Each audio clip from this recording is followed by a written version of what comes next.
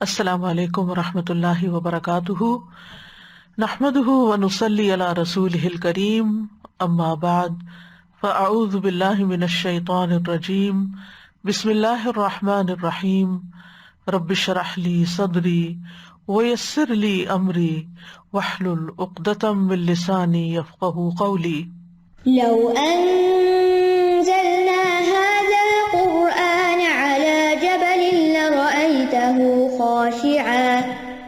لرأيته خاشعا متصدعا من خشية الله وتلك الأمثال نضربها للناس لعلهم يتفكرون۔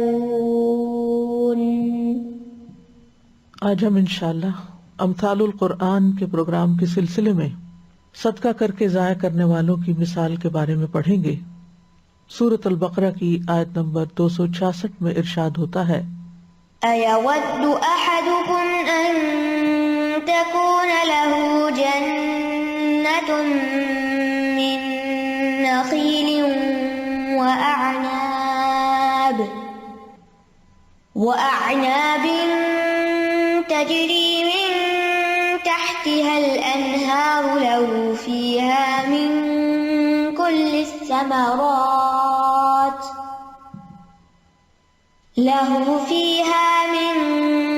كل الثمرات وأصابه الكبر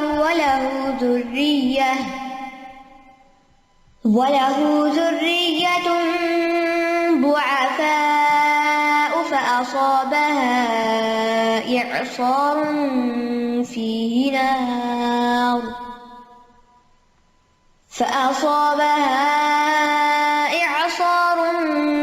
فيه نار فاحترقت كذلك يبين الله لكم الآيات لعلكم تتفكرون۔ کیا تم میں سے کوئی یہ چاہتا ہے کہ اس کا کھجوروں اور انگوروں کا ایک باغ ہو جس کے نیچے نہریں بہتی ہوں، اس کے لیے اس میں ہر طرح کے پھل ہوں، اور اس حال میں اس کو بڑھاپا آ پہنچے اور اس کے چھوٹے چھوٹے بچے ابھی کمزور ہوں، تو اچانک اس باغ پر ایک بگولا آ پڑے جس میں آگ بھری ہو تو وہ جل کر راکھ ہو جائے۔ اسی طرح اللہ تمہارے لیے نشانیاں کھول کر بیان کرتا ہے تاکہ تم غور و فکر کرو۔ اللہ کے راستے میں خرچ کرنے کے بیان کے بارے میں یہ چوتھی مثال ہے جو سورۃ البقرہ میں یک بعد دیگرے دی جانے والی مثالوں میں سے ایک ہے اور آخری ہے۔ مثال کا سیاق و سباق کچھ یوں ہے کہ خرچ کرنے کے بیان میں جو پہلے پے در پے آیات آئیں جن میں خرچ کرنے کی فضیلت اور خرچ کرنے کے کچھ آداب بیان ہوئے، اور پھر ریاکاری اور احسان جتانا اور اذیت جیسے اسباب بیان ہوئے جو خرچ کرنے کے اجر کو ضائع کر دیتے ہیں، تو یہاں خاص طور پر اس آیت میں بھی ریاکاری، احسان جتلانے اور اذیت دینے کے نقصانات کو واضح کرنے اور اس سے بچنے کی مثال دی جا رہی ہے۔ تو ارشاد باری تعالیٰ ہے، اَیَوَدُّ أَحَدُكُمْ أَن تَكُونَ لَهُ جَنَّةٌ، اَیَوَدُّ کیا چاہتا ہے، احدکم کوئی ایک تم میں سے، یہاں حمزہ استفہام کا ہے، یعنی استفہام نفی کے معنی میں ہے، یعنی کوئی بھی نہیں چاہے گا کہ اس کا ایسا باغ ہو جس کا اتنا بھیانک انجام ہو جو آخر میں بتایا گیا ہے۔ لیکن باغ کا جو منظر ہے اور باغ کی جو خوبصورتی ہے اس کو دیکھ کر تو ہر کوئی چاہے گا کہ اس کا ایسا باغ ہو۔ اس لیے یہاں پر سوال کیا گیا ہے۔ یودو کا لفظ ود سے ہے، ود کہتے ہیں خالص محبت کو، کسی چیز کے ساتھ کامل محبت ہونا، اس چیز کے حاصل ہونے کی آرزو اور تمنا کرنا۔ یعنی کیا کوئی تم میں سے ایسا باغ حاصل کرنے کی تمنا کرے گا، چاہے گا کہ وہ اس کے پاس ہو؟ کیسا باغ؟ من نخیل و اعناب، جو کھجوروں اور انگوروں پر مشتمل ہو۔ کھجور اور انگور پھلوں میں سے بہترین پھل ہیں جو غذا بھی ہیں اور دوا بھی ہیں۔ یہ پھل عام پھلوں کے مقابلے میں افضل ہیں، ان کے فوائد بھی زیادہ ہیں، اور خصوصاً ہم دیکھتے ہیں کہ عجوہ کھجور میں شفا بھی ہے، جیسا کہ حدیث میں آتا ہے رسول اللہ صلی اللہ علیہ وسلم نے فرمایا، بالائی علاقے کی اجوا کھجور کا نہار منہ استعمال کرنا ہر قسم کے جادو اور زہر سے شفا ہے، یعنی ٹاکسنز وغیرہ بھی اس سے دور ہو جاتے ہیں۔ تو بہرحال یہ پھل مزے میں، ذائقے میں، غذائیت میں بہت مفید ہیں، فائدہ مند ہیں، اور اس لیے بھی ان کی مثال بیان کی گئی کہ عربوں کے ہاں یہ دو پھل عام طور پر پائے جاتے تھے جن سے سبھی واقف تھے۔ ہو سکتا ہے کہ اگر مینگو کی مثال دی جاتی تو وہاں لوگ نہ سمجھتے کہ آم کیا ہوتے ہیں، تو قریب کی مثال دی گئی کہ لوگ بات بھی سمجھے۔ اور ویسے بھی ہم دیکھتے ہیں کہ ایک اور جگہ بھی باغ والوں کا قصہ آیا تو وہاں بھی انہی پھلوں کا ذکر ہے۔ تجری من تحتها الانہار، اس کے نیچے سے نہریں بہتی ہیں۔ انہار جمع کا صیغہ ہے، اس سے یہ پتہ چلتا ہے کہ باغ میں صرف ایک نہر نہیں تھی، مختلف طرح کی نہریں تھی، اور یہ باغ کے مختلف حصوں میں پھیلی ہوئی تھی۔ اس سے یہ بھی پتہ چلتا ہے کہ باغ ایک بڑا باغ تھا، چھوٹا سا نہیں تھا۔ تو اس اعتبار سے یہ ایک بہترین باغ تھا کہ جس میں آبپاشی کا مکمل انتظام تھا، کوئی اس میں مشقت کی بات نہیں تھی، کیونکہ بارش کبھی ہوتی ہے کبھی نہیں ہوتی، اگرچہ بہت بہترین ہوتی ہے جب ہو تو، لیکن نہ ہو تو پھر کام رک بھی جاتا ہے۔ اسی طرح اگر کنویں سے پانی نکال کے کھیت کو لگانا پڑے تو وہ بھی ایک بڑا مشکل کام ہوتا ہے۔ تو اس کے برعکس اگر کسی باغ کے اندر نہریں بہ رہی ہوں تو اس کے مالک کی خوشی کا کوئی ٹھکانہ نہیں ہوتا۔ لوگ ایسی جگہ پر رشک کرتے ہیں، ایسے باغ پر، ایسے کھیت پر۔ اور اسی طرح یہاں من تحتها الانہار میں اس بات کی طرف بھی اشارہ ملتا ہے کہ وہ پانی اس کی اپنی ملکیت تھا، کہیں اور سے نہیں لے رہا تھا۔ بعض نہریں ایسی ہوتی ہیں کہ دوسروں کے علاقے سے بہہ کے آ رہی ہوتی ہیں اور وہ جب چاہے ان کا ناکہ بند کر دیں اور پانی رک جائے، تو ایسی بھی کوئی مشقت نہیں تھی، یعنی ہر لحاظ سے پرفیکٹ قسم کی سہولتیں تھی، مکمل سہولتیں تھی، بہترین صورتحال تھی۔ لہو فیہا من کل الثمرات، مزید یہ کہ اس باغ میں ہر طرح کے پھل تھے، یعنی پھلوں کی مختلف اقسام پر مشتمل تھا۔ اب جن کے نام نہیں لیے گئے وہ مختلف میوے، سبزیاں اور کئی قسم کے پھل ہو سکتے ہیں۔ تو اس باغ میں خاص طور پر 3 چیزوں کا ذکر ہے یہاں پر۔ نمبر 1 کہ اس باغ میں کھجوریں اور انگور ہیں، یہ ایسے پھل ہیں کہ جو تازہ بھی استعمال ہوتے ہیں اور خشک ہونے کے بعد بھی استعمال ہوتے ہیں، dry dates and dry grapes جو ہوتے ہیں۔ دوسرا یہ کہ اس کے اندر متعدد نہریں ہیں، اور تیسرا یہ کہ اس باغ میں اور بھی مختلف قسم کی نباتات ہیں، پھل ہیں، میوے ہیں۔ تو یہ اس آیت کا پہلا حصہ ہے، پہلا منظر ہے کہ ایک شخص کے ایسے باغ کی منظر کشی کی گئی ہے کہ جس کو امیجنیشن میں بھی دیکھ کر دل خوش ہو جاتا ہے اور انسان رش کرتا ہے کہ کاش میرا ایسا باغ ہو۔ لیکن اب مثال کا دوسرا حصہ یا آیت کا دوسرا حصہ سامنے آتا ہے کہ باغ کا جو مالک ہے اب وہ بوڑھا ہو چکا ہے، ساری زندگی اس نے کام کیا، اپنا باغ لگایا، کیونکہ باغ کی جب تک کیئر نہ کریں، اس کا خیال نہ رکھیں تو ہم دیکھتے ہیں کہ وہ برباد ہو جاتا ہے، اس کا پھل نہیں آتا یا ضائع ہو جاتا ہے یا اس میں ویڈز اگ جاتی ہیں۔ لیکن اس شخص نے بھرپور خیال رکھا، پوری محنت کی، اور اب کام کر کر کے ریٹائرمنٹ کا وقت آ گیا، بالکل تھک گیا، بوڑھا ہو گیا۔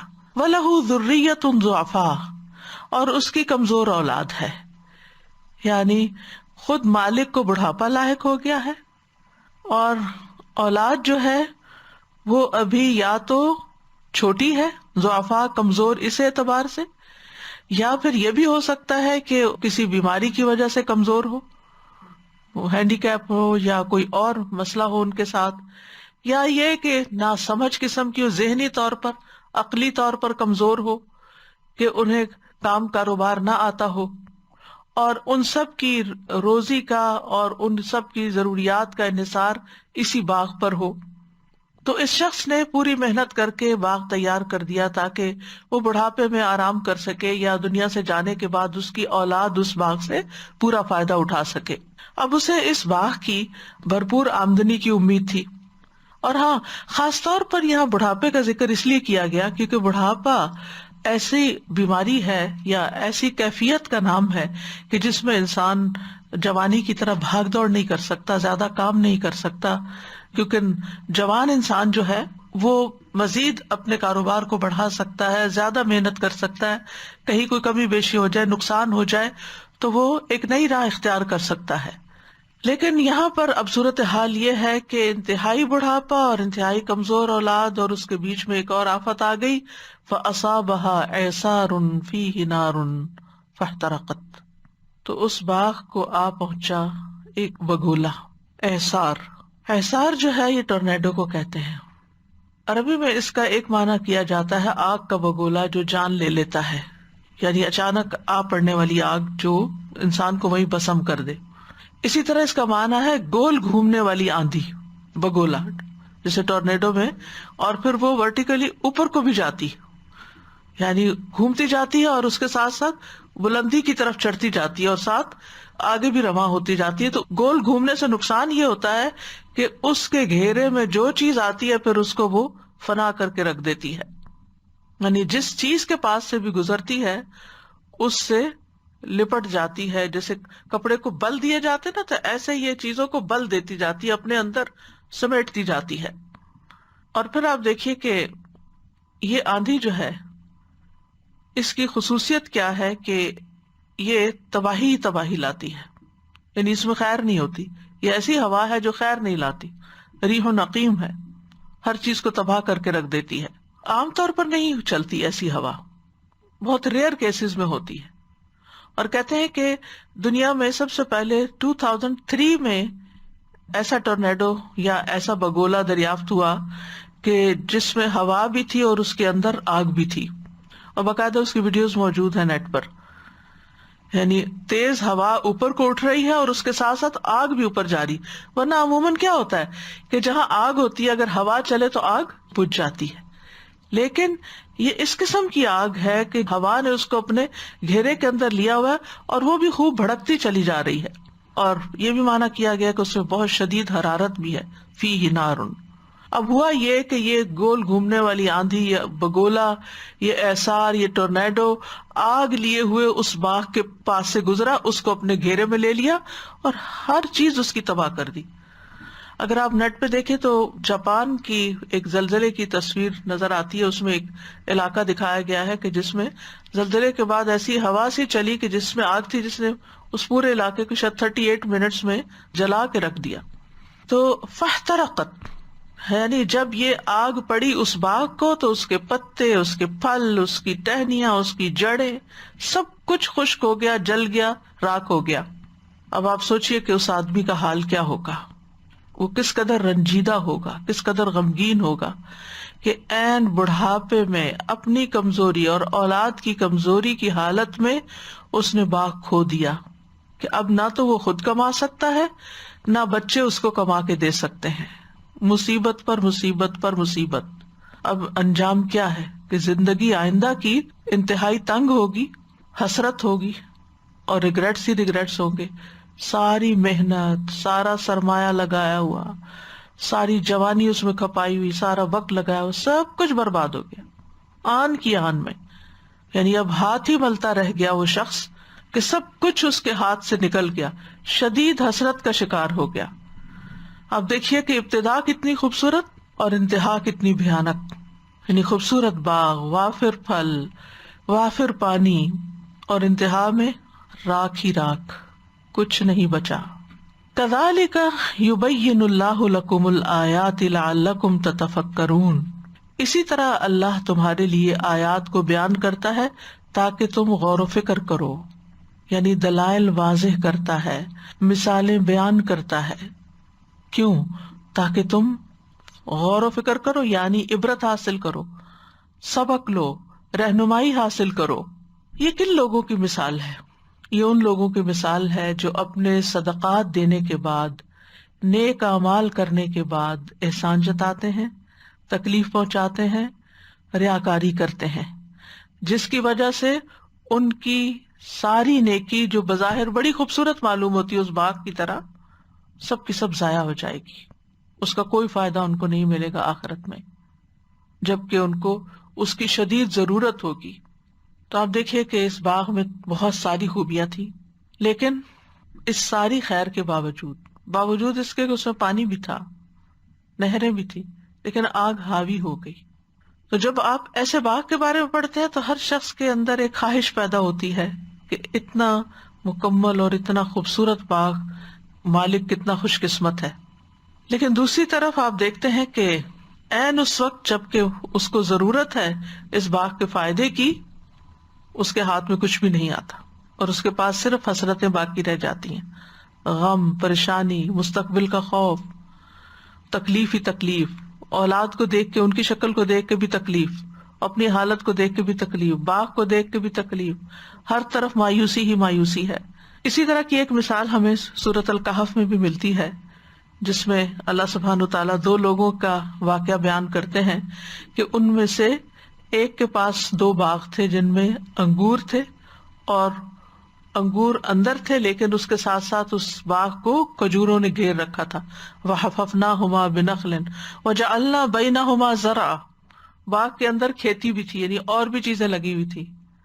كِلْتَا الْجَنَّتَيْنِ آتَتْ أُكُلَهَا وَلَمْ تَظْلِم مِّنْهُ شَيْئًا وَفَجَّرْنَا خِلَالَهُمَا نَهَرًا، اس کے بیچ نہریں بھی چل رہی تھی.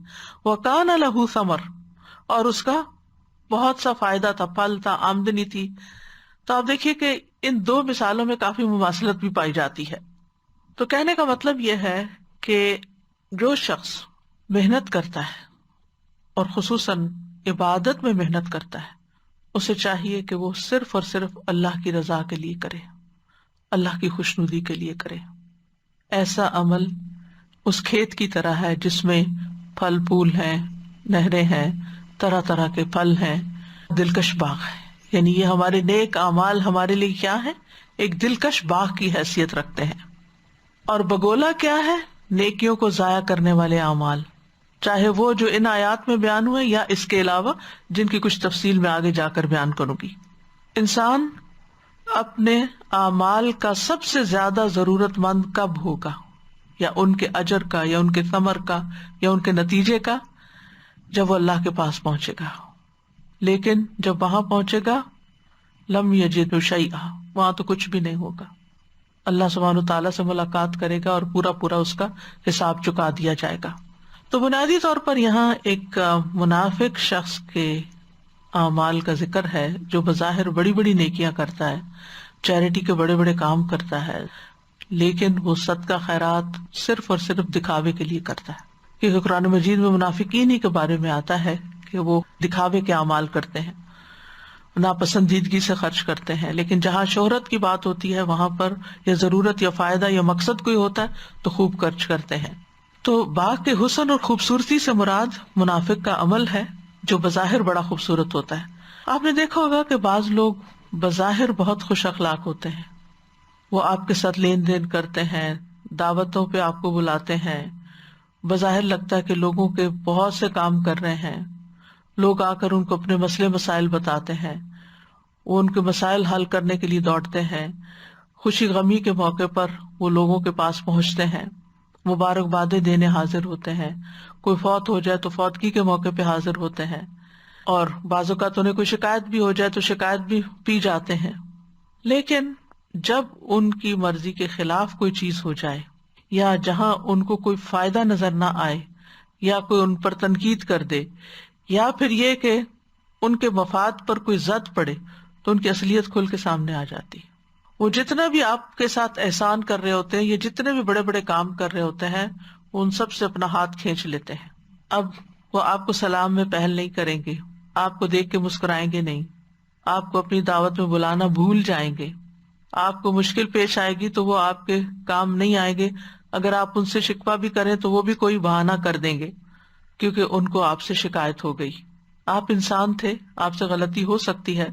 تو بعض لوگ دنیاوی فائدوں کے لیے دیندار بنے ہوئے ہوتے ہیں، دنیاوی فائدوں کے لیے وہ لوگوں میں اپنی پبلک ریلیشننگ بڑھانے کے لیے، پی آر کے لیے وہ لوگوں کے ساتھ بہت اچھا رکھ رکھاؤ کرتے ہیں. لیکن جب انہیں پتہ چلتا ہے کہ لوگوں سے ان کو فائدہ نہیں پہنچا جس کی وہ توقع رکھتے تھے، یا کوئی شخص ان کی توقعات پہ پورا نہیں اترا، تو سب کچھ ختم کر کے رکھتا. اور آپ حیران ہوگے کہ یہ کیسے دوست تھے، یہ کیسے لوگ تھے کہ جو اتنی محبتوں کا اظہار کرتے تھے اور جب مقصد پورا نہیں ہوا تو نگاہیں ہی پھیر لی، رنگ ہی بدل لیا. تو ایسے شخص کی یہاں مثال دی جا رہی ہے کہ جس نے باغ سنوارنے میں کوئی کسر نہیں چھوڑی. ڈفرینٹ چیزوں کا ذکر ہے نا، پانی بھی ہے، کھیتی بھی ہے، کھجور کے اونچے درخت بھی ہیں، انگوروں کی بیلیں بھی لٹک رہی ہیں، اور بھی طرح طرح کے پھل ہیں، یعنی ہر قسم کی نیکیاں کر رہے ہیں. صدقہ خیرات کے علاوہ باقی بھی نیکیوں کے کام کر رہے ہیں. لیکن اس سے وہ کیا چاہتے ہیں؟ دنیا میں جلد ملنے والا بدلہ. اور جب وہ بدلہ نہیں ملتا تو پھر وہ نیکی نہیں کرتے. آپ دیکھیے کہ بہت سے لوگ صرف اس وقت کام کرتے ہیں جب آپ ان کی تعریف کرتے رہیں. ان کو تعریف کا فیول چاہیے ہوتا ہے، خوشامد کرتے رہیں، ان کے آگے پیچھے پھرتے رہیں، پھر تو وہ آپ کے کام آئیں گے، ورنہ نہیں. تو یہ صورتحال جو ہے یہ انتہائی خطرناک ہے. اس سے انسان کو بچنے کی ضرورت ہے، کیونکہ اس کا انجام بڑا بھیانک ہے. کسی کے ساتھ مہربانی کرنا اس پہ گویا صدقہ کرنا ہے، تو اس کا واپس اس سے صلہ چاہنا اپنے اجر کو ڈھانا ہے. تو جو شخص شروع میں اللہ کی رضا کے لیے خرچ کرتا ہے، دکھاوا کرتا ہے، لیکن کبھی اللہ کی رضا بھی دل میں ہوتی ہے، کیونکہ بعض لوگ ایسے ہوتے ہیں وہ دکھاوا نہیں بھی کرتے، اللہ کی رضا کے لیے کر رہے ہوتے ہیں، تو ابتدا میں تو ان کو اجر حاصل ہو جاتا ہے، لیکن پھر کسی وقت تنگ آ کر پھٹ پڑتے ہیں اور احسان جتا کے اذیت دے کے سارا کچھ برباد کر دیتے. یعنی ایک طرف ریاکار کی مثال ہے اور دوسری طرف ایسے بندے کی مثال ہے کہ جو ویسے کام ٹھیک کرتا ہے، ایمان بھی ہے اس کے اندر، اللہ کے لیے بھی کر رہا ہے، لیکن احسان جتانے کی عادت نہیں جاتی اس کی، یا اذیت دینے کی عادت نہیں جاتی. تو قیامت کے دن جب وہ اٹھے گا تو اس کے پاس کچھ بھی نہیں ہوگا، کوئی اجر و ثواب نہیں ہوگا جس کا وہ منتظر ہوگا. کتنا بڑا شوق ہوگا کہ انسان نیکیاں کر کر کے جمع کر رہا ہے اور خوش فہمی میں مبتلا ہے کہ میں جب قیامت کے دن جاؤں گا تو میرا بڑا اچھا استقبال ہوگا، اور جب وہ وہاں جائے گا تو وہاں پر کچھ بھی نہیں ہوگا، سب کچھ اس کی آنکھوں کے سامنے بکھر چکا ہوگا. ایسے شخص کا پھر کیا حال ہوگا. تو اگرچہ یہ صدقات کے سلسلے کی مثال ہے، لیکن آیت کا عمومی معنی بھی ہے جو ہر نیکی کرنے والے کو عام ہے. یعنی یہ مثال ان سب لوگوں کے لیے بھی عام ہے جو نیک عمل کرتے ہیں، پھر ساتھ ہی کوئی فاسد عمل کر کے اپنے عمل کو باطل کر لیتے ہیں. تو مفسرین کہتے ہیں کیونکہ مثال کے الفاظ عام ہیں، اور جو عام الفاظ ہوتے ہیں ان کا عمومی معنی لیا جاتا ہے، اس کو صرف کسی ایک خاص نیکی کے لیے مخصوص نہیں کیا جا سکتا. تو جو لوگ نیک اعمال کرنے کے بعد ان کو ضائع کرتے ہیں ان کا حشر یہی ہوگا کہ وہ اعمال ان کے دھول بن کے ختم ہو چکے ہوں گے. شیخ سعدی کہتے ہیں یہ مثال اس شخص کی ہے جو اللہ کی رضا کے لیے عمل کرتا ہے، خواہ وہ صدقہ ہو یا کوئی اور عمل، پھر وہ ایسے عمل کرتا ہے جو اس عمل کو تباہ کر دیتے ہیں، یعنی پہلے عمل کو تباہ کر کے رکھ دیتے ہیں. عبید بن عمیر کہتے ہیں کہ عمر رضی اللہ عنہ نے ایک مرتبہ نبی صلی اللہ علیہ وسلم کے صحابہ سے پوچھا تمہارا کیا خیال ہے کہ یہ آیت کس معاملے کے متعلق ہے؟ ایود احدکم، یہی آیت پڑھ کے سنائی. صحابہ نے کہا اللہ عالم، اللہ بہتر جانتا ہے. تو حضرت عمر غصے میں آ گئے. انہوں نے کہا کہو ہم جانتے ہیں یا ہم نہیں جانتے. یہ کیا بات ہوئی کہ اللہ ہی جانتا ہے؟ اللہ تو ہر چیز جانتا ہے، لیکن میں تم سے پوچھ رہا ہوں. اب یہ تو ایسا ہی ہے نا کہ جیسے کوئی آپ سے اپنا مسئلہ بیان کرے اور کہے کہ مجھے اس معاملے میں بتائیں کہ یہ چیز حلال ہے یا حرام ہے، تو آپ نے اللہ ہی جانتا ہے. بھائی اگر آپ جانتے تو آپ بتا دیں، نہیں جانتے تو آپ کہہ دیں مجھے نہیں معلوم، آئی ڈونٹ نو. تو بہرحال اس وقت ابن عباس کہنے لگے امیر المومنین میرے دل میں اس کے متعلق ایک بات آئی ہے. حضرت عمر نے فرمایا بھتیجے بیان کرو اور خود کو حقیر نہ خیال کرو. حضرت عمر جو تھے ابن عباس کو بہت انکریج کرتے تھے اور وہ ان کو اپنی مجلس سے بڑا قریب بٹھاتے تھے، جس پر کئی بزرگوں کو اعتراض بھی تھا. تو بہرحال انہوں نے پھر ایک دفعہ ان کا ٹیسٹ بھی لے لیا سب کے سامنے. اس کے بعد سب مطمئن ہو گئے کہ انہوں نے جواب دیا اور باقی لوگ نہ دے سکے. تو ابن عباس کہتے ہیں اس آیت میں عمل کی مثال بیان کی گئی ہے. حضرت عمر نے کہا کون سے عمل کی؟ ابن عباس کہتے ہیں بس عمل کی، یعنی کسی بھی عمل کی، اور بات تو صحیح ہے. حضرت عمر کہتے ہیں یہ ایک مالدار شخص کی مثال ہے جو اللہ عز و جل کی اطاعت میں عمل کرتا رہتا ہے، پھر اللہ اس پر شیطان کو غالب کر دیتا ہے تو وہ گناہوں میں مصروف ہو جاتا ہے حتیٰ کہ اس کے نیک اعمال فنا ہو جاتے ہیں. یعنی ساری زندگی اچھے کام کرتا ہے، آخری عمر میں جا کے بھٹک جاتا ہے. غلط وصیت کر جاتا ہے یا غلط کاموں میں پڑ جاتا ہے، یا بعض اوقات آپ دیکھا ہوگا کہ بڑھاپے میں آ کے انسان چڑچڑا ہو جاتا ہے اور بچوں کو بھی بے وجہ بعض اوقات ڈانٹ ڈپٹ کرنا شروع کر دیتا ہے، ساری زندگی ان پر احسانات کیے ہوتے ہیں، پھر وہ بیٹھ کے ان کو گنوانا شروع کر دیتا ہے، تو ساری زندگی کی محنت اور ساری زندگی کی کوشش ضائع کرنے والی بات ہو جاتی ہے، کیونکہ انسان جب کمزور ہوتا ہے نا تو شیطان بھی اس پہ غالب آ جاتا ہے۔ بعض اوقات یہ بھی ہوتا ہے کہ انسان مال جمع کرنے میں اور دنیا کے کاموں میں اتنا مصروف ہوتا ہے کہ اس کو اللہ کی یاد کا وقت نہیں ملتا، دین سیکھنے کا وقت نہیں ملتا، اور پھر شیطان ایک وقت میں آ کے اس کا کوئی ویک پوائنٹ دیکھ کے اس کو ایسا گھیرے میں لیتا ہے کہ اس کے منہ سے ایسی باتیں نکلوا دیتا ہے کہ جس کی وجہ سے ویسے وہ ایک اچھا انسان تھا لیکن اس کے اچھے عمل برباد ہو کے رہ جاتے ہیں۔ تو کئی اعتبار سے اس مثال کے مطابق انسان کو کانشیسلی زندگی بسر کرنے کی ضرورت ہے، اور تقویٰ اسی چیز کا نام ہے کہ انسان ہر سٹیپ پر، زندگی کے ہر موڑ پر گاڈ کانشیس رہے، اللہ سے ڈرتا رہے کہ کوئی غلط کام اس سے نہ ہو جائے۔ تو بہرحال اس مثال میں مشابہت کی وجہ یہ ہے کہ شدید ضرورت کے وقت نعمت چھن جانے سے انسان کے اندر شدید حسرت پیدا ہو جاتی ہے۔ جتنی شدید ضرورت ہوتی ہے اس وقت نعمت چلی جائے تو اس انسان کے اندر پھر بہت زیادہ شرمندگی، ندامت، ریگریٹ، حسرت پیدا ہو جاتی ہے، اور خاص طور پر انسان کو اپنی آخرت کی فکر کرنی چاہیے، کیونکہ اس دن انسان کے سامنے وہ چیزیں ظاہر ہونے لگیں گی جن کا اس کو خیال بھی نہ تھا۔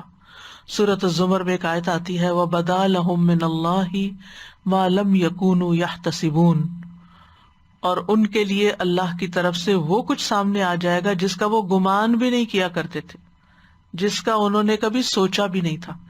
یعنی ایک شخص اگر باغ لگا رہا ہے تو وہ یہ تھوڑی سوچتا ہے کہ اس پہ کوئی آسمانی بجلی آ گرے گی اور یہ ختم ہو جائے گا، وہ تو یہی سوچتا ہے کہ میں نے اتنا کام کر دیا کہ نسلیں کھائیں گی اس سے، لیکن اس کو نہیں پتا ہوتا کہ کل اس کے ساتھ کیا ہونے والا ہے۔ وَبَدَا لَهُم مِّنَ اللَّهِ مَا لَمْ يَكُونُوا يَحْتَسِبُونَ۔ اسی طرح قرآن مجید میں آتا ہے وَالَّذِينَ كَفَرُوا أَعْمَالُهُمْ كَسَرَابٍ بِقِيعَةٍ يَحْسَبُهُ الظَّمْآنُ مَاءً حَتَّى إِذَا جَاءَهُ لَمْ يَجِدْهُ شَيْئًا وَوَجَدَ اللَّهَ عِندَهُ فَوَفَّاهُ حِسَابَهُ وَاللَّهُ سَرِيعُ الْحِسَابِ۔ اور وہ لوگ جنہوں نے کفر کیا ان کے اعمال کسی چٹیل میدان میں ایک سراب کی طرح ہیں جسے پیاسا پانی خیال کرتا ہے، یہاں تک کہ جب اس کے پاس آتا ہے تو اسے کچھ بھی نہیں پاتا، وہ پانی نہیں ہوتا، اور اللہ کو اپنے پاس پاتا ہے۔ وَوَجَدَ اللَّهَ عِندَهُ، یعنی اللہ کے پاس قیامت کے دن حساب دینے پہنچ گیا اور وہ اسے اس کا پورا پورا حساب چکا دیتا ہے، اور اللہ بہت جلد حساب لینے والا ہے۔ یعنی یہ مت سمجھو کہ آخرت دور ہے، جلد ہی وہ وقت بھی آنے والا ہے جہاں دکھاوے اور ریاکاری کے ساتھ کیے ہوئے اعمال دھول بنا کے اڑا دیے جائیں گے۔ سورۃ فرقان میں آتا ہے وَقَدِمْنَا إِلَىٰ مَا عَمِلُوا مِنْ عَمَلٍ فَجَعَلْنَاهُ هَبَاءً مَّنثُورًا، اور ہم اس کی طرف آئیں گے جو انہوں نے کوئی بھی عمل کیا ہوگا تو اسے بکھرا ہوا غبار بنا دیں گے، سب کچھ ختم ہو کے رہ جائے گا۔ تو اس لیے کوئی بھی نیکی انسان کرے اور خصوصاً جب صدقہ کرے تو اس کے آداب کا خیال رکھے۔ سب سے پہلی بات تو یہ کہ حلال مال میں سے خرچ کرے، طیب چیز اللہ کے راستے میں خرچ کرے۔ اس مثال کے فوراً بعد آتا ہے یا ایھا الذین آمنوا انفقوا من طیبات ما کسبتم، اے لوگو جو ایمان لائے ہو ان پاکیزہ چیزوں میں سے خرچ کرو جو تم نے کمائی ہے۔ اللہ سبحانہ وتعالیٰ پاک ہے اور پاک چیز قبول کرتا ہے۔ ان اللہ طیب لا يقبل الا طیبا، اس لیے عمدہ سے عمدہ چیز اللہ کے راستے میں دینی چاہیے۔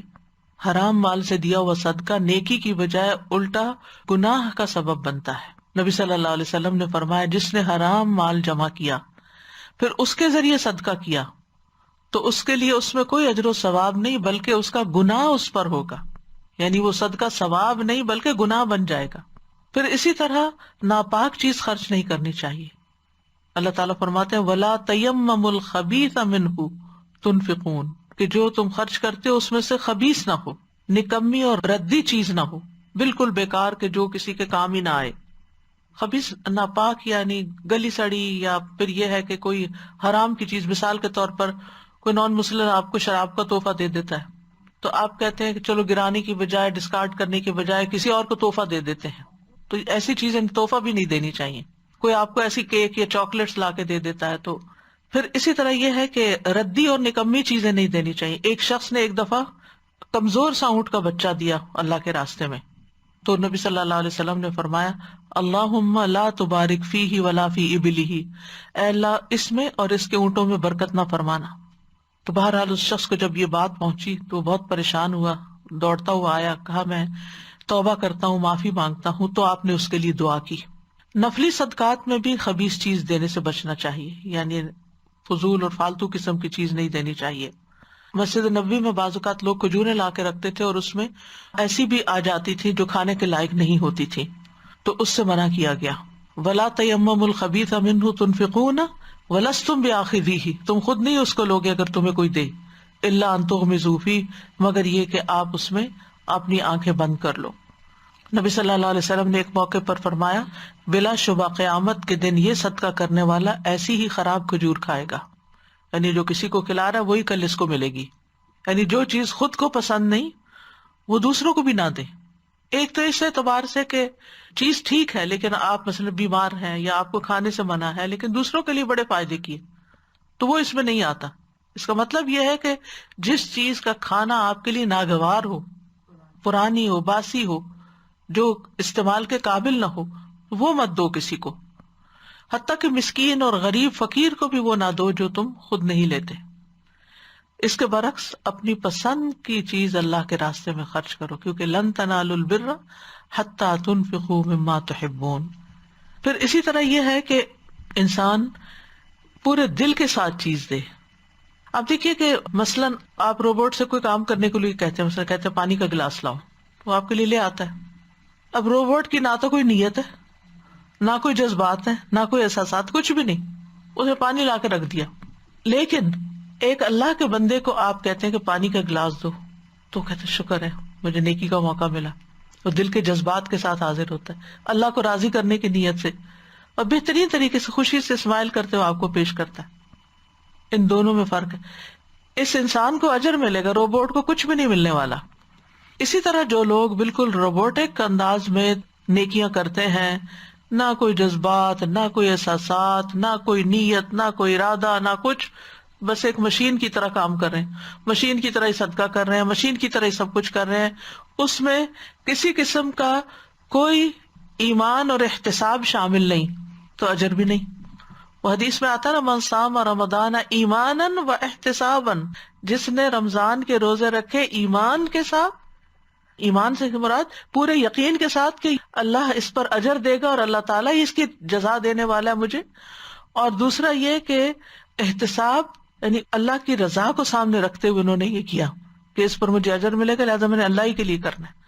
تو پھر من قام رمضان میں بھی ایمان اور احتساب آتا ہے، پھر لیلۃ القدر میں بھی ایمان اور احتساب. ہمیں باقی نیکیوں میں بھی یہ چیز شامل کر لینی چاہیے کہ یقین کے ساتھ کرے، تثبیتا من عند انفسہم، اور اس کے ساتھ اچھے دل کے ساتھ. اب ہم دیکھ لیتے ہیں کہ اس مثال سے کیا کیا باتیں ہم نے سیکھی. پہلی بات تو یہ کہ دنیا کی زندگی کی مثال ایک کھیتی کی طرح ہے. ایک دنیا کی کھیتی ہے اور ایک آخرت کی کھیتی ہے. من کان یرید حرث الآخرہ نزد لہ فی حرثہ ومن کان یرید حرث الدنیا نؤتہ منہا وما لہ فی الآخرۃ من نصیب. جو آخرت کی کھیتی چاہتا ہے، یعنی یہاں سب کچھ لگا رہا ہے کہ وہاں جا کے پھل کاٹے، ہم اس کے لیے اس کی کھیتی میں اضافہ کریں گے.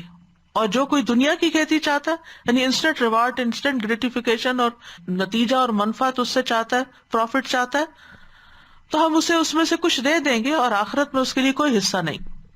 تو اس لیے انسان جو بھی کام کرے نیکی کا، آخرت کو مد نظر رکھتے ہوئے کرے، یعنی اللہ سبحانہ و تعالیٰ کی رضا تو ہو لیکن آخرت کا احساس ہو.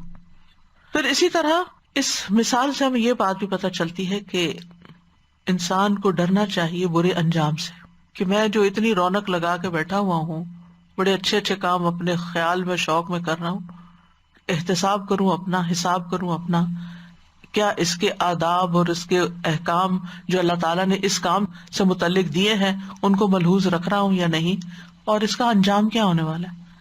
کیونکہ انما الاعمال بخواتیمہا، اعمال کا دار و مدار ان کے خاتمے پر بھی ہے کہ ان اعمال کا نتیجہ کیا نکلتا ہے، اس سے حاصل کیا ہوتا ہے. تو برے خاتمے سے انسان کو ڈرنا چاہیے.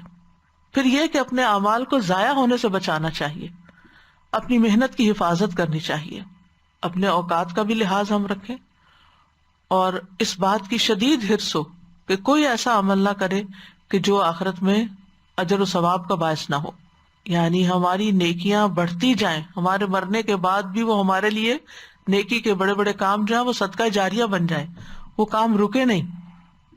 اور نیکیوں کو ضائع کرنے والی کون سی چیزیں ہیں؟ سب سے پہلی چیز تو ایمان نہ ہونا، یعنی اگر انسان ساری زندگی کام کرتا ہے اور پھر بڑی عمر میں جا کر اپنا ایمان کھو دیتا ہے، مرتد ہو جاتا ہے، فیتھ اس کی چلی جاتی، تو قرآن مجید میں آتا ہے وَمَن يَكْفُرْ بِالْإِيمَانِ فَقَدْ حَبِطَ عَمَلُهُ، جو ایمان سے انکار کر دے اس کا عمل یقیناً ضائع ہو گیا۔ اسی طرح شرک اعمال کو ضائع کرتا ہے، تو اس سے بہت محتاط رہنا چاہیے۔ پھر کفر اعمال کو ضائع کر دیتا ہے، وہ جو مثال ابھی دی والذین کفروا اعمالهم کسراب، آخرت کا انکار جو ہے وہ اعمال کو ضائع کر دیتا ہے۔ والذین کذبوا بآیاتنا ولقاء الآخرۃ حبطت اعمالهم، جن لوگوں نے ہماری آیات کو اور آخرت کی ملاقات کو جھٹلایا ان کے اعمال ضائع ہو گئے۔ حضرت عائشہ فرماتی ہے میں نے عرض کیا اللہ کے رسول صلی اللہ علیہ وسلم، ابن جدعان زمانے جاہلیت میں صلہ رحمی کرتا تھا، مسکینوں کو کھانا کھلاتا تھا، تو کیا اس سے کوئی فائدہ ہوگا؟ آپ نے فرمایا یہ کام اسے کچھ بھی فائدہ نہ دیں گے، کیونکہ اس نے ایک دن بھی نہیں کہا رب اغفر لی خطیئتی یوم الدین، اے میرے رب بدلے کے دن میرے گناہوں کو معاف کر دینا۔ اسی طرح تقدیر کا انکار کرنے والا، اس کے بھی اعمال ضائع ہو جاتے ہیں۔ عبداللہ بن عمر قسم کھا کے فرماتے تھے اگر تقدیر کا انکار کرنے والوں میں سے کسی کے پاس احد پہاڑ کے برابر سونا ہو اور وہ سب کا سب اللہ کی راہ میں خرچ کر دے، تب بھی اللہ اسے قبول نہیں کرے گا جب تک وہ تقدیر پر ایمان نہ لائے، کیونکہ ایمان کا حصہ پلر ہے، پلر آف فیتھ ہے تقدیر پر ایمان۔ کتنے لوگ آرام سے کہہ دیتے ہم تقدیر وقدیر کچھ نہیں مانتے، سب کچھ کوشش سے ہوتا ہے۔ پھر اسی طرح جو اللہ نے نازل کیا ہے اس کو ناپسند کرنا، اس سے بھی اعمال ضائع ہوتے ہیں۔ ذالک بانہم کرہوا ما انزل اللہ فاحبط اعمالہم، سورۃ محمد میں آتا ہے یہ اس لیے کہ بے شک انہوں نے اس چیز کو ناپسند کیا جو اللہ نے نازل کی، یعنی قرآن ہے، قرآن کے احکامات ہیں، تو اللہ نے ان کے اعمال ضائع کر دیے۔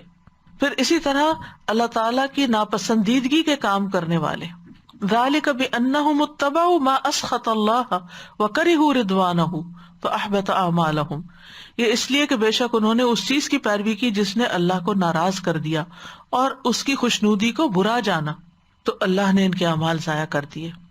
پھر اسی طرح صرف دنیا کے فائدوں کے لیے نیکیاں کرنا، مطلوب مقصد دنیا کمانا اور اوپر لبادہ اسلام کا اوڑھ لینا۔ الذین ضل سعیہم فی الحیاۃ الدنیا وہم یحسبون انہم یحسنون صنعا، وہ لوگ جن کی کوشش دنیا کی زندگی میں ضائع ہو گئی اور وہ سمجھتے ہیں وہ بہت اچھے کام کر رہے ہیں۔ اسی طرح خود پسندی، اپنی نیکیوں کو بڑی چیز سمجھنا، اپنے منہ میاں مٹھو بننا، اپنی تعریفیں کرنا۔ انس بن مالک، عبداللہ بن عباس، ابو ہریرہ، عبداللہ بن ابو وافی، عبداللہ بن عمر، یہ سب روایت کرتے ہیں، یعنی اتنے صحابی روایت کرتے ہیں یہ حدیث کہ نبی صلی اللہ علیہ وسلم نے فرمایا 3 برائیاں ہلاک کرنے والی ہیں اور 3 نیکیاں نجات دینے والی۔ ہلاک کرنے والی برائیاں، بخل جس کی پیروی کی جائے، خواہش نفس جس کے پیچھے چلا جائے، اور بڑائی خور ہونا۔ اسی طرح ریاکاری کے بارے میں تو آپ بارہا پڑھ ہی چکے ہیں۔ پھر نیت کی خرابی، نیت کی خرابی کی وجہ سے تو شہید بھی اپنا اجر کھو دے گا، عالم بھی اپنا اجر کھو دے گا، اور سخاوت کرنے والا بھی اپنا اجر کھو دے گا، اور ان کے لیے ان ساری محنتوں کا صلہ جہنم کی شکل میں ملے گا، صرف نیت کی خرابی کی وجہ سے۔ پھر بدعتی کے اعمال ضائع ہو جاتے ہیں، بدعات کرنے والے۔ حدیث میں آتا ہے، یعنی حضرت انس کہتے ہیں رسول اللہ صلی اللہ علیہ وسلم نے مدینہ کو حرم قرار دیا تھا، فرمایا تھا کہ جس نے اس میں کوئی بدعت نکالی اس پر اللہ کی، فرشتوں کی اور تمام انسانوں کی لعنت ہوگی، قیامت کے دن اللہ اس کی طرف سے نہ کوئی فرض قبول کرے گا نہ نفل۔ ابن انس کہتے ہیں یا جس کسی نے بدعت کا ارتکاب کرنے والے کو پناہ دی۔ پھر اسی طرح اللہ کے فیصلوں پر اپنے فیصلے کرنے والوں کے اعمال بھی ضائع ہوتے ہیں۔ مثلاً یہ کہنا کہ اللہ فلاں کو نہیں بخشے گا، بھائی آپ کون ہیں؟ یہ تو اللہ کا فیصلہ ہے، تو یہ اللہ کا فیصلہ ہے کہ اس کو بخشے یا نہ بخشے، لیکن آپ اللہ کے فیصلے پر اپنا فیصلہ سنا رہے ہیں۔ تو جیسے کہ وہ حدیث میں آتا ہے نا کہ ایک شخص نے اس طرح کی بات کسی کے بارے میں کہی، حالانکہ وہ بڑا نیک تھا خود، اس کے سارے اعمال برباد ہو گئے، اور جس کے بارے میں وہ بات کر رہا تھا اس کو اللہ نے جنت میں بھیج دیا۔ اسی طرح عصر کی نماز چھوڑ دینا، حدیث میں آتا ہے، بخاری کی روایت ہے، جس شخص نے عصر کی نماز چھوڑی اس کے اعمال ضائع ہو گئے۔ پھر تنہائی میں حرام کام کرنا، نبی صلی اللہ علیہ وسلم نے فرمایا، میں اپنی امت کے ان لوگوں کو جانتا ہوں جو قیامت کے دن تہامہ پہاڑوں کی طرح ڈھیروں نیکیاں لے کر آئیں گے، لیکن اللہ ان کی نیکیوں کو فضا میں پھیلے ہوئے غبار کے باریک ریزوں کی طرح بے اہمیت کر دے گا۔ صوبان نے کہا، اللہ کے رسول، ایسے لوگوں کی صفات بیان کر دیجئے، ان کی ذرا وضاحت کر دیجئے، کہیں ایسا نہ ہو کہ ہم لا علمی میں ان کی صف میں کھڑے ہو جائیں۔ آپ نے فرمایا، خبردار، وہ تمہارے ہی بھائی ہوں گے، تمہاری ہی نسل سے ہوں گے، رات کو تمہاری طرح قیام بھی کریں گے، لیکن وہ ایسے لوگ ہوں گے کہ تنہائیوں میں اللہ کے حرام کردہ امور کا ارتکاب کریں گے، یعنی جب اکیلے ہوں گے تو حرام کام کریں گے۔ پھر اسی طرح جو والدین کا نافرمان ہو، احسان جتانے والا ہو، اپنا نسب بدلنے والا ہو، ظلم کرنے والا ہو، کیونکہ ظالم کے جو نیکیاں ہیں وہ کس کو دے دی جائیں گے؟ مظلوم کو۔ اسی طرح خیانت کار۔ تو کرنے کے کام یہ ہیں کہ انسان اپنی نیت کو اللہ کے لیے خالص کرے، کیونکہ نیت پر ہی اعمال کا دار و مدار ہے۔ جتنے بھی نیک اعمال انسان کرتا ہے وہ اسی وقت قیامت کے دن فائدہ مند ہوں گے جب انسان کی نیت درست ہوگی، اور وہ کیا ہونی چاہیے؟ اللہ کی رضا۔ ورنہ تو وہاں جا کر جب انسان کو ایک چھوٹی سے چھوٹی نیکی کی بھی شدید ہرس ہوگی کہ اس کا مجھے اجر ملے، جہاں انسان اس اجر اور صلے کا انتہائی محتاج ہوگا، یعنی کسی بھی نیک عمل کا بدلہ اگر دنیا میں ملتا ہے تو وہ وقتی بدلہ ہوتا ہے، اور اگر اس کا بدلہ نہیں بھی ملا تو کوئی اور کام کر کے انسان اپنا مقصد پورا کر لیتا ہے۔ لیکن قیامت کے دن تو نہ نیکی کرنے کا موقع ہے، نہ واپس پلٹنے کا موقع ہے، نہ کوئی رشتہ دار آپ کو نیکی دے رہا ہے۔ اب کیا ہے؟ صرف اور صرف حسرت اور ندامت ہے، کیونکہ وہ وقت چلا گیا، وہ مواقع چلے گئے، اور جو کچھ کیا تھا وہ تو برباد ہو گیا، اب ہاتھ میں کچھ بھی نہیں ہے۔ تو یاد رکھیے، بڑے بڑے اعمال نیت کی خرابی کی وجہ سے حقیر ہو جاتے ہیں۔ ابن المبارک کہتے ہیں، کتنے بڑے بڑے عمل ہیں کہ نیت جن کو حقیر بنا دیتی ہے، اور اس کی دلیل اس سے ہے کہ جس آدمی نے ہجرت کی تو یہ اعمال میں سے تو بڑا عمل ہے، لیکن عمل حقیر ہو گیا، بری نیت کی وجہ سے ہجرت کا اجر بھی چلا گیا۔ پھر اسی طرح یہ ہے کہ ان تمام اعمال کا علم حاصل کریں جو عمل کو برباد کرتے ہیں، اور پھر ان سے بچنے کی کوشش کریں۔ اور پھر یہ کہ اپنے اعمال کی حفاظت کرنے کے ساتھ ساتھ اپنا مسلسل محاسبہ کرتے رہیں، اپنی نیت پہ چیک رکھیں کہ کہیں ہم پھسل تو نہیں رہے، اور کہیں کوئی ایسا کام تو نہیں کر رہے کہ ان تحبط اعمالکم وانتم لا تشعرون، ایسا نہ ہو کہ تمہارے اعمال برباد ہو جائیں اور تمہیں احساس بھی نہ ہو، پتہ بھی نہ چلے۔ تو اللہ سبحانہ تعالیٰ ہمیں آخرت کے دن کی حسرتوں سے اور پریشانیوں سے محفوظ رکھے۔ ربنا آتنا فی الدنیا حسنۃ وفی الآخرۃ حسنہ وقنا عذاب النار۔ اے ہمارے رب، ہمیں دنیا میں بھی بھلائی عطا فرما اور آخرت میں بھی بھلائی عطا فرما، اور ہمیں آگ کے عذاب سے بچا۔ اللہم احسن عاقبتنا فی الامور کلها واجرنا من خزی الدنیا وعذاب الآخرہ۔ اے اللہ، ہمارے تمام معاملات کا انجام اچھا کر، اللہ ہمارے تمام معاملات کا انجام اچھا کر، اور ہمیں دنیا کی رسوائی اور آخرت کے عذاب سے محفوظ کر دے۔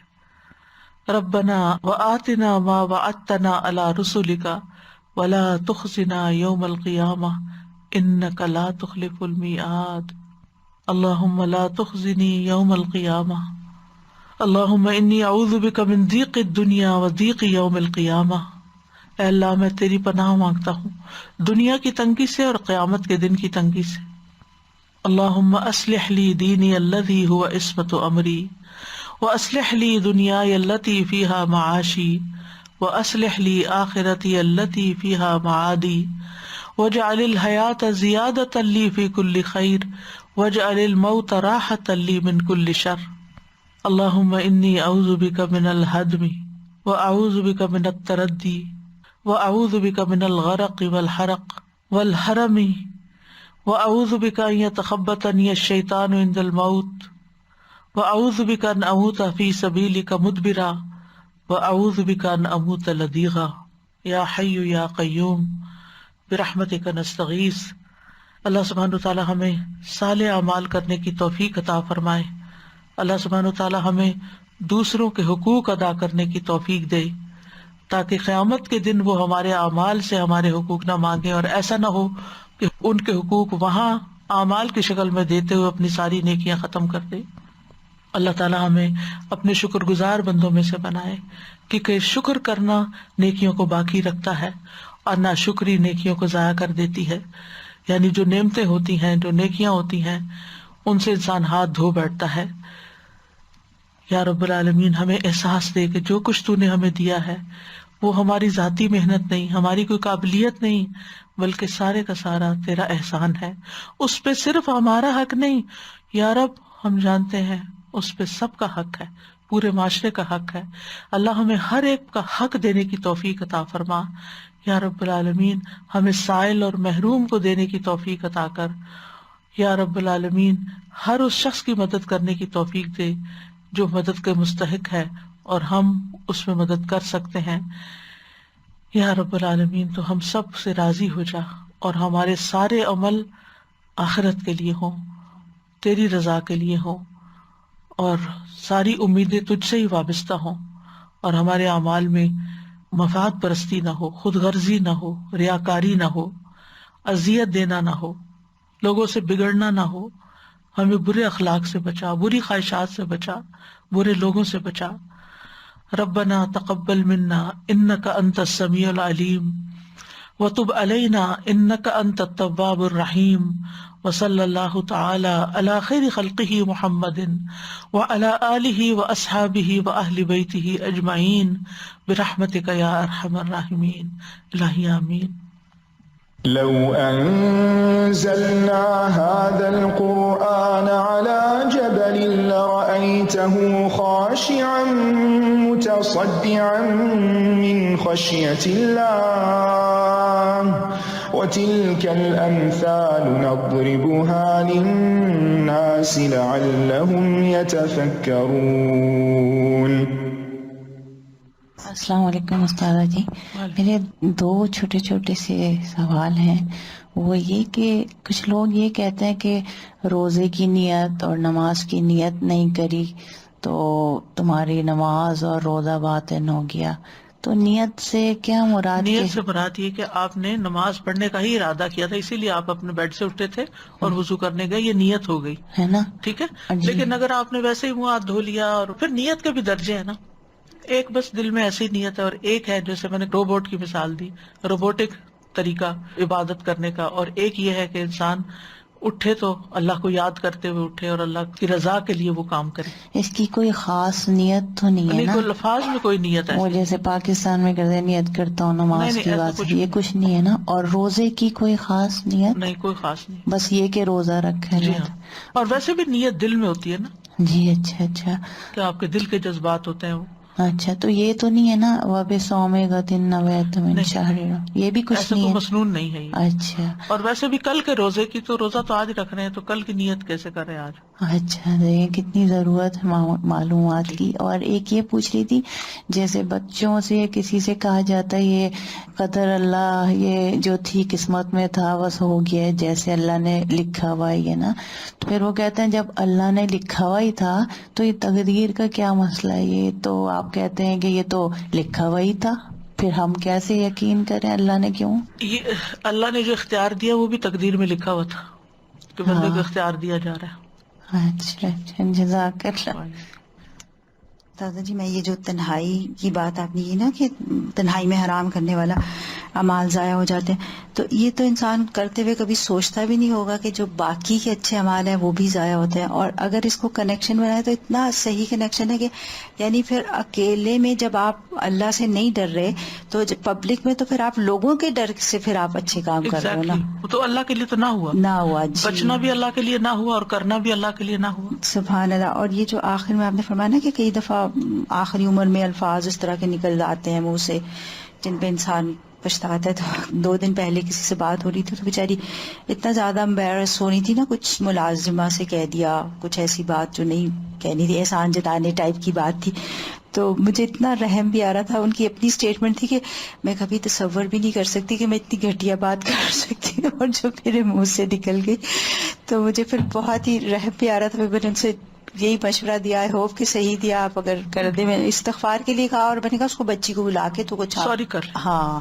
کچھ گفٹ دے دیں اچھا ہو، یا کچھ اس سے معذرت کر لے. سبحان اللہ. وآخر دعوانا ان الحمد للہ رب العالمین. سبحانک اللہم وبحمدک اشہد ان لا الہ الا انت استغفرک واتوب الیک. السلام علیکم ورحمۃ اللہ وبرکاتہ.